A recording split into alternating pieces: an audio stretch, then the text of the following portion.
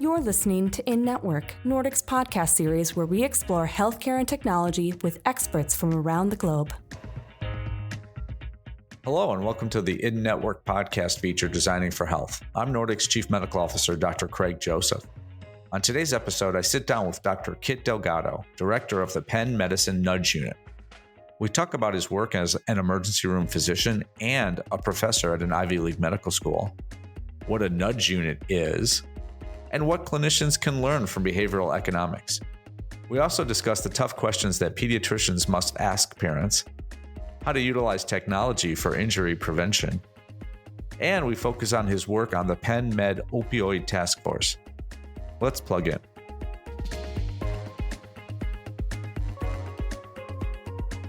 Kit, welcome to the pod. Hi, Craig. Great to be here. Well, it's great to have you here. You're a practicing emergency medicine physician at Penn Medicine. You're the director of the Penn Med Nudge Unit. It also says that you're working on world peace and also a new rocket program for NASA. Is that all accurate, or did I misread some of that? I think the last two are maybe not accurate, but I am involved in a lot of things, and it is true. I'm a research scientist by day and probably emergency doctor by night. I did work last night, so I apologize if I'm a little weary today. Wow. All right. I completely understand and will not take advantage of that by asking you leading questions that, could get into some juicy information. So let's talk about your background. How does one go from being attending medical school and then kind of with a vision of maybe emergency medicine or maybe something else to practicing emergency medicine and leading the nudge unit at an Ivy League medical school? How does that arc flow? Yeah, it's been an interesting journey. I went through medical school as the guy who went through every clinical rotation, liking a little bit of everything, surgery, pediatrics, cardiology. And I realized I didn't want to do just one thing. And I liked having a general clinical practice. The other thing that attracted me to emergency medicine is that emergency departments are really a window into the community. Every failure in the health system, every failure of public health or the social safety net results in people coming to the emergency department. And so as someone who is gravitating towards public health and bigger picture issues, I saw the clinical practice, which is interesting in its own right, as an opportunity to meet people and take care of people who could tell me about what's going on in the community or the things that were going on.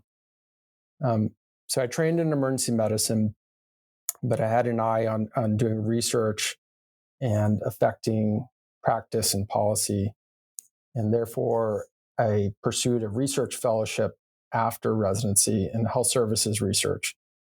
So this is when you learn how to analyze data to compare whether treatment A versus treatment B makes a difference, analyze outcomes. And I got great training at Stanford in doing that and joined the faculty here at Penn, initially as a very traditional health services researcher, focusing on how we should be structuring our emergency care systems, our trauma systems, to better take care of patients. And it was, after several shifts working in the emergency department, you see people coming in after, a distracted driving crash or, a drunk driving crash, people who are not taking their medications consistently and winding up with flares of their asthma or congestive heart failure, people who are struggling with drug use. And I became much more interested instead of, putting a Band-Aid on the problem and, treating people in the emergency department and sending them out, thinking more systematically about how we can develop solutions to both help clinicians and patients improve health behaviors and reduce risky behaviors. And being at Penn is really an amazing place because they have been there have been some thought leaders here like Kevin Volpe, who directs the Center for Health Incentives and Behavioral Economics, David Ash, who directed the Innovation Center here, and Mitesh Patel, who was the founding director of the Nudge Unit in 2016. And with this ecosystem here, the Nudge Unit was set up to apply these insights from behavioral science to changing practice within the health system. And the first thing that they did was they sent out a call for proposals to frontline clinicians about ideas where there's a best practice or a thing that we should be doing, but there's something that makes it hard or is nudging people in the wrong direction, and how can we change that? And so I saw this and I thought to myself, this seems like a really interesting opportunity. And I was thinking back to one of my first years of attending practice at a different institution.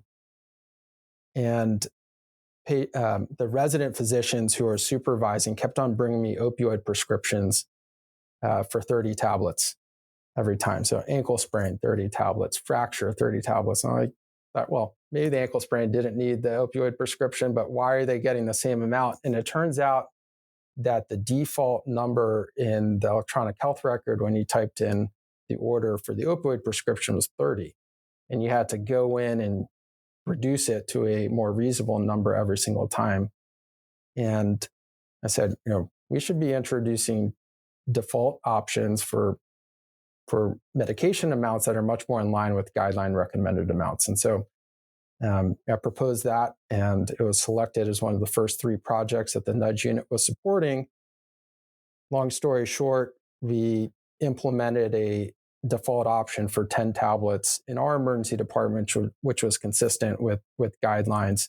Basically doubled the number of prescriptions for 10 tablets, or reduced the overall number of tablets prescribed. And it was a very strong proof of concept that, when clinicians lack strong preferences and things are aligned with best practice guidelines, that manipulating these defaults in the electronic health record would be really effective. And that really started my journey into leveraging behavioral insights and nudges for improving healthcare. And then there's a longer series of a longer journey into running a health system opioid task force and applying these insights to changing care. Well, I love it, and I love that it kind of you went from being one of the first folks to put out a suggestion, to respond to that nudging at the beginning, and now just a few years later you're running the place, and so kudos to you, sir. So, you've described your work as an effort to redesign choice environments to make the safe choice the more attractive choice. And I love that quote. As you may know, I co-wrote a book about design and healthcare, and I'm not as bright as you, and so that same concept, we have a chapter called "Make It Easy to Do the Right Thing." Yeah, I love that chapter. I think that's book too. Yeah. Well, thank you. And the $5 is in the mail for that. Make it easy to do the right thing. And I often add in a quieter voice, and slightly more difficult to do the wrong thing. Right. And in this example, the right thing is to give a small number of opioids, if you need to give any, but give a small number make sure no refills. And but it's still possible to do the quote unquote wrong thing. And the reason that it is possible is that sometimes the wrong thing is exactly what you want to do. And so there are times where patients should have something that departs from whatever the standard of care is. And that makes complete sense. And that's why physicians are allowed to do that. But as you point out, if you put even a little bit of friction in there, it makes it much less likely that someone's going to do that without intent.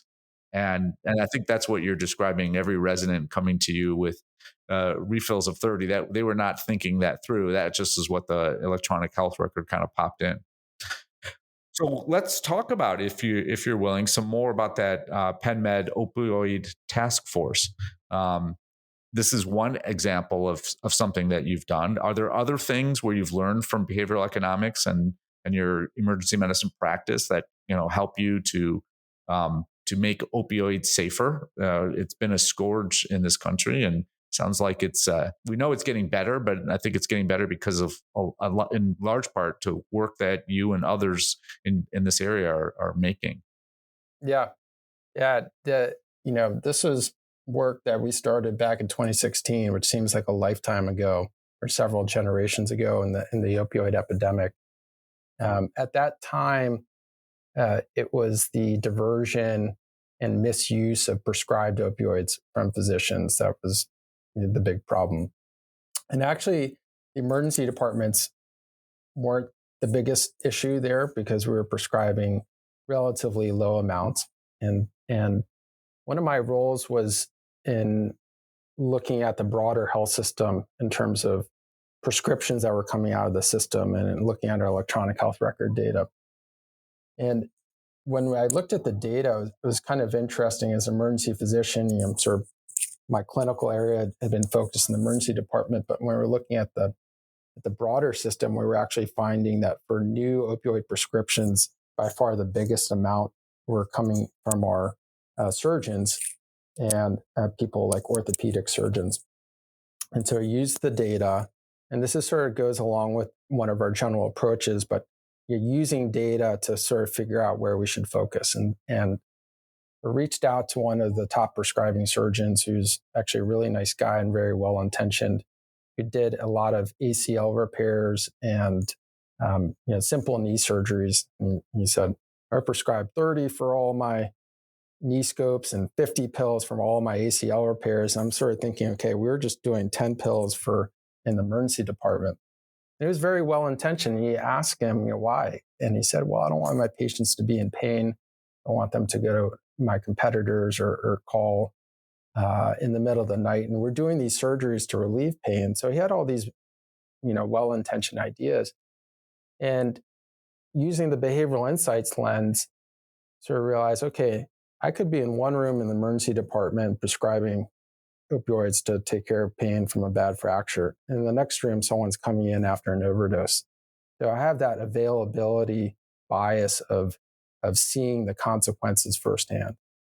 But he's doing 6-7 surgeries a day, one follow-up appointment just to make sure the wound looks good, and then probably never sees those people again.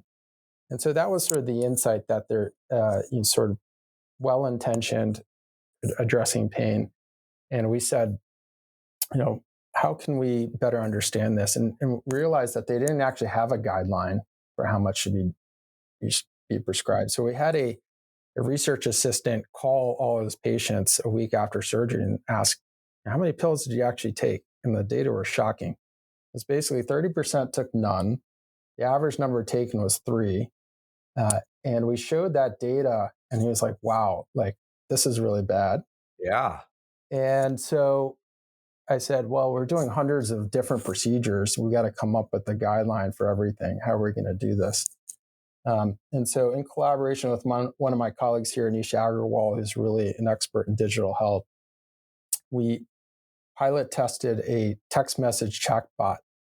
Basically it started as another research assistant pretending to be an automated chatbot, and we refined a texting script that would basically, we texted patients after surgery, asked them how they're doing with their pain, asked them how many pills they used and how many they had left over. Once we worked out all the kinks, we coded it and integrated it into our electronic health records such that every patient having surgery in the system was getting these texts. And then we aggregated 20,000 data points across all these surgeries, published guidelines about how much should be defaulted for all these procedures. And we said, okay, we solved the problem. Now we just got to put in some order sets, that we're going to create these order sets in the electronic health record that defaulted by mild, moderate to severe, different departments. And we're like, woohoo, we won the battle. Done. And it's just going to be done. So 3 months later, we're like, let's pull the data on this. And there was 0% usage of these order sets. And, I'm happy to report that, these are design fails because what I've sort of later come to discover and really made part of our practice is that, you really have to talk to the stakeholders in the specific clinical context. I really understand the specific clinical context. And it turns out that particularly for hospital discharge prescriptions, it's a totally different process that doesn't use order sets.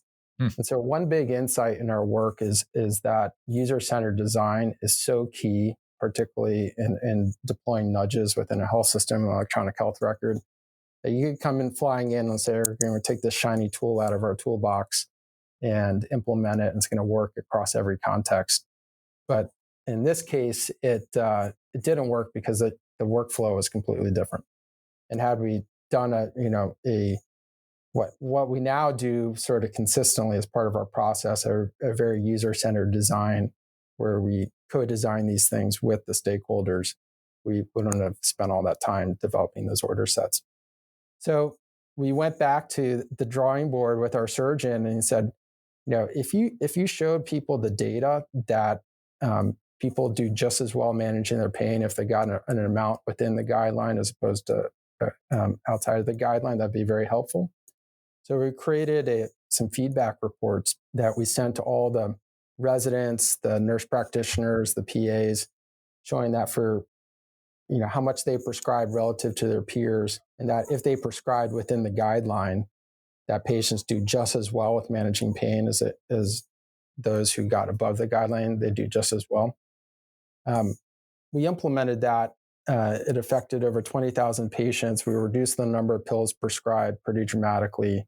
The ability to manage pain remained the same, and guideline adherence shot up from 40% to 70% and stayed that way even though we turned it off. So it just goes back to that user-centered design and listening to what their primary motivations and sort of thinking about, okay, this was the availability bias. Now we addressed it and solved the problem. Yeah, I think the thing that shocked me the most was, and I probably should have known this, but the number of people or the number of pills that people are actually taking. It's shocking because I would have thought a lot more, as did your orthopedic surgeons, right? And then to actually have someone call them and just say, hey, just how many pills do you have left over at this point? That's and I think that's probably takes you a long way to kind of telling physicians where these guidelines are coming from a source of kind of evidence and truth. And these are your patients. These are not made up patients. Shocking. Yeah, I think part of it's using a low tech method first, for refining that, and then really listening to what people's barriers are and directly addressing those. I think were the keys to success, and then certainly going in, thinking what the right thing to do is without really doing. You would never walk into a patient's room and say, "Hey, I think you need antibiotics," or without sort of actually taking a history and doing a physical exam. And the same thing is true when designing behavioral interventions, for improving healthcare. This story is making me think back to when I was a new medical student, and I actually had dental insurance for the first time, and I had wisdom teeth that just needed to come out at some point, but wasn't an emergency. Got my wisdom teeth pulled out. It was fun, and the dentist, someone from the dentist office, the oral surgeon's office, called me a few days later to check on me, and I said, well, pain wise, I'm doing all right, but I'm not really feeling that great. And they were like, why? And I said, oh, I've got nausea and I'm a little dizzy. And they're like, are you taking the pain medicine? I'm like, yeah. I remember the nurse clear as day. Stop taking the pain medicine.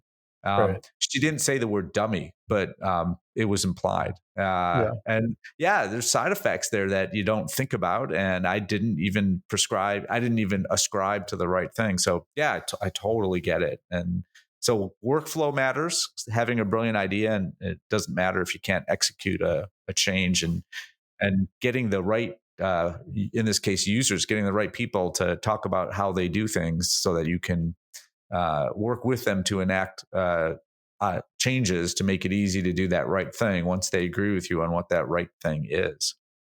So you're not only working with electronic health records in the hospital, but you're doing things outside. And I know one thing that you mentioned to me as we were preparing for this podcast is some injury prevention work with an insurance company. Tell us more about that. Yeah, one of my areas of interest, working in the emergency department, is we take care of a lot of people who are injured, and one of the major injuries we see every day are people injured in car crashes. The prototypical one that I think is super common is the person sitting at the traffic light, minding their own business, and a car slams into the back of them. Which is, these rear end collisions are probably about anywhere between 30 and 40% of car crashes, and they're all caused by distracted driving, pretty much, but hugely unmeasured because people don't report it, they don't come out in the police reports. And I've been interested in distracted driving as this prototypical behavior in which, if you do a survey of teens or the general population, everyone knows that they shouldn't be texting and driving on the phone or using their phone while driving, but people still do it consistently. And it is a prototypical impulsive, sort of automatic behavior where I thought, hey, maybe this is an area where we can make some headway. The other kind of thing that enabled us to do this work is that we can actually measure distracted driving on a phone, because there are apps that are commonly being used right now to measure how you drive. And insurance companies are promoting these apps because it's a win-win situation. For the customer, you sign up for insurance and you get invited to download this app. You can get a major discount for driving safer. You watch any pro sports game now, you'll probably be inundated with multiple insurance companies, saying, talking about their apps and discounts for safer driving. For the insurance companies, rather than saying, hey, Craig, you're a guy who lives, in this zip code and you've had, this many prior crashes before, and we're going to make a prediction about your likelihood of getting a crash and then pricing your insurance accordingly so that they make a small margin on average. They can look at your driving data and make a much better and more accurate prediction. And so their loss ratios go down. So what you're having now is, 10% of insurance policies in the country are using these apps, that track how much you're using your phone while driving, how much you slam on the brakes, your total mileage. And the use of these apps is exploding. So you have this opportunity for scale. And right now, the current approach to doing this from a discount perspective is that you sign up, you get measured, you can look in the app, you'll get some vague, feedback about how you're doing. And then at the end of your 6-month period, you get a discount, safe driving discount. And we looked at that model and said, behavioral science tells us that delaying rewards isn't that effective, and that, providing more frequent feedback, and particularly for this behavior where there's like an instant, if you get a ping on your phone, you're going to attend to that right away. And creating a more instant feedback loop, we thought could make a difference. So we partnered with an insurance company that had an app that measured distracted driving. We recruited about 2,000 customers, and they were randomized to a couple different conditions. One is, the standard approach where they get a discount at the end. The second approach was, instead of that discount at the end, why don't we tell you you're going to get paid in weekly allotments, but if you use your phone above a certain threshold, we're going to withhold some of that funding, that money, and thereby leveraging loss aversion, but also making those rewards more frequent. and we're going to run a tally of how much money you're losing over time. And what we found was when we leveraged those behavioral insights, that it was twice as effective for reducing phone use while driving compared to the standard approach. We've then gone on to other future research to look at how do we build these habits over time. And one of the insights is that people don't change immediately right away. And so we can't say like use your phone not at all if they're using their phone 10 minutes per hour. So we created an intervention where we group people together based on their average amount of phone use. So, people who use their phone eight minutes per hour, all in sort of one group. And we created a weekly competition to see who could reduce their phone the most.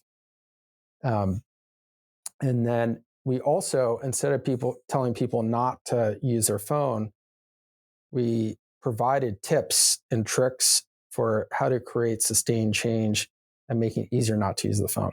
So like, here's how to make it easy to turn on Do Not Disturb while driving.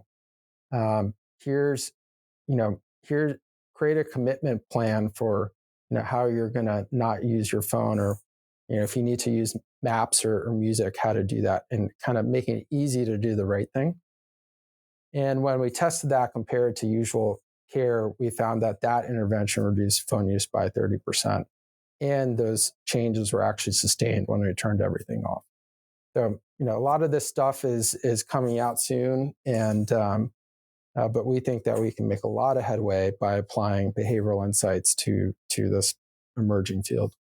Yeah, you're like you and your colleagues are like wizards. Taking a little bit from here, like, hey, we're not only are we going to let you see the money that you're saving, but we're going to give it to you weekly. And not only are we going to tell you, hey, it's gone from $0 to $10, but we're going to tell you ahead of time, you're going to get $10. And then we're going to start taking money away from you for behavior that you've agreed is not good.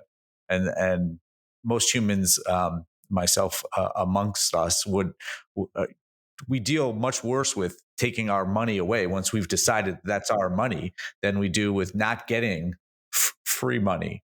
Or money that we didn't kind of expect or feel that we earned. So, boy, got a lot of different tricks in there. And wow, I look forward to kind of reading about your successes and the specifics of how you do that.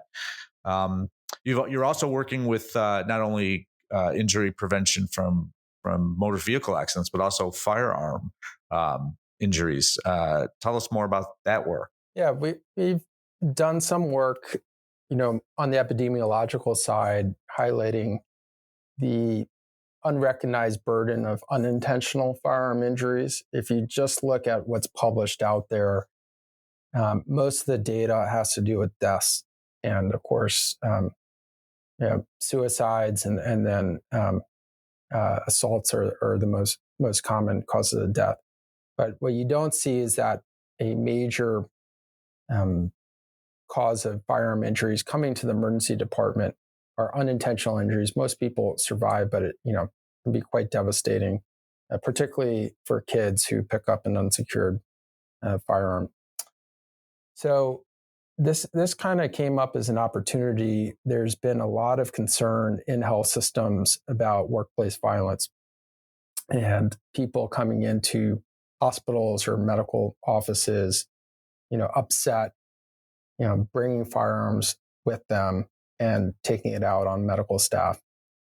And as a countermeasure, what you're seeing increasingly in workplaces, including hospitals, is putting weapons detectors in the front of hospitals, and a lot of proactive messaging that firearms and other weapons are not allowed inside the hospital. And so one of our hospitals implemented this weapons screening, and it was, and we provide a prompt that you can't bring your weapons inside. And so, and the security guards were noticing that people were coming in with weapons, or that to be turned away. And for a short time, we were able to actually provide storage of weapons within the security office while people are going to their healthcare appointments. And when I heard about this, I saw it as an opportunity, knowing that in behavioral interventions, to the extent that you can layer on something to something that exists in normal operations, it's one of the most scalable approaches for delivering a nudge intervention. And so we reached out to our hospital leadership, who's very forward thinking, and our security officers, and said, yeah, we'd love to be able to do something to promote safety.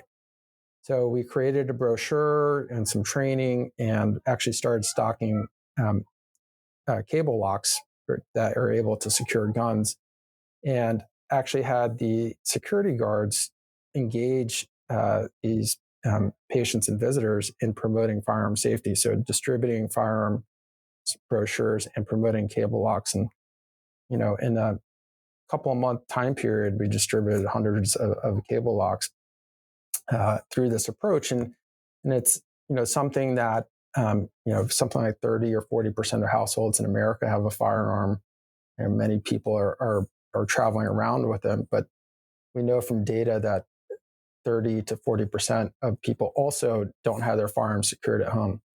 So this is like a not controversial area where, a lot of people get hung up in sort of the politics, but this is one area I think we can make a lot of headway in terms of promoting safe storage and using these touch points where, people are being screened or sort of thinking about this. And now we're piloting some other approaches in terms of just making it easy, having posters with QR codes that you can snap and just have a gun safety device mailed to your home, and even targeting some of the, putting it on web pages and things like that. So just making it easy to access these safety devices, and we'll be studying, see whether people are actually using them and what's more effective. Yeah, you're this warms the cockles of a pediatrician's heart. This is one of the things that, and you're right. There's some political overtones with it. There shouldn't be, but there are. It's a public health issue, of course. And that was one of my standard questions that I would ask about once a year for my well child checks. Is there a firearm in the house? And I would often get side eyes from some parents, and I'd say, well, this is a major cause of death for children. So if you have an unsecured firearm, that's a major cause of concern. And I think most people take that in the right way, and I think that's a great idea while they're at the hospital, promoting. Clearly, they're not there thinking about kids at their house, but they most likely do either have their own children or have family members that bring kids over, and explaining to them that this is a helpful thing. That's a usable, certainly a usable intervention. Yeah, it's funny you mentioned that because I had an annual visit with my family medicine physician, and I asked him, do you talk to your patients about it? Because it is the leading cause of death for children now, unfortunately. And, he said, yeah, it's always uncomfortable. There's always some people that give a lot of pushback within that, within the visit. And I still think it's the right thing to do. I think it's a challenge, though, to get every primary care physician to do it consistently, and having these high volume touch points where it's sort of, within the context of like coming in and out of a place or something else that may be a little bit separated and outside of the healthcare encounter, but still providing that resource.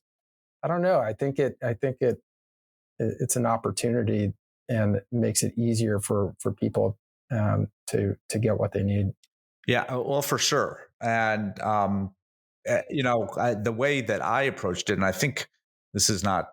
This is just the way I was kind of trained at a children's hospital. This is how we think.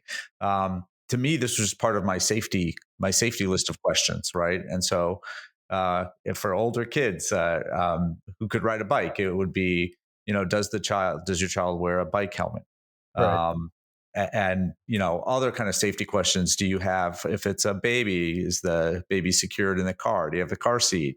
Let me ask you even more questions about that. Is it in the back? Is it facing backwards? These are kind of very specific questions. And then the third question I'd throw in there, or right in the loop, is any guns in the house. And so it's clearly we're talking about safety and when I don't practice now, but boy, when I was practicing, I assure you that firearms were not the number one cause of death of children, but they are now in the United States.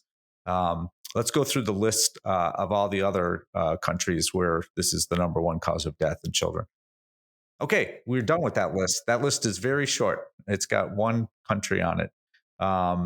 So yeah, I think kind of leveraging all of these design tricks to make it easy to do the right thing. The right thing is to keep kids safe and do what you can, and that makes a lot of sense.